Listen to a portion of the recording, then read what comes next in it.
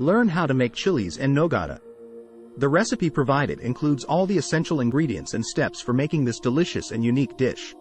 Begin by preheating the oven to 400 degrees Fahrenheit. Next, roast the poblano chilies over an open flame or under a broiler until the skin is blistered and blackened. Place them in a plastic bag for 15 minutes to sweat, then peel off the skin and remove the seeds. In a skillet, cook the ground meat over medium heat until browned. Add the onion, garlic, cinnamon, cumin, and oregano and cook for another 5 minutes. Add the raisins, almonds, walnuts, and candied fruit to the skillet and cook for another 5 minutes.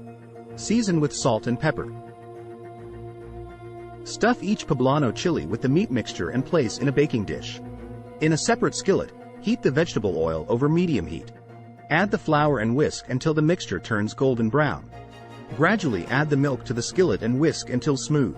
Simmer for 10 minutes, then stir in the chopped walnuts. Pour the walnut sauce over the stuffed chilies and bake for 15 to 20 minutes, until the sauce is bubbly and the chilies are heated thoroughly.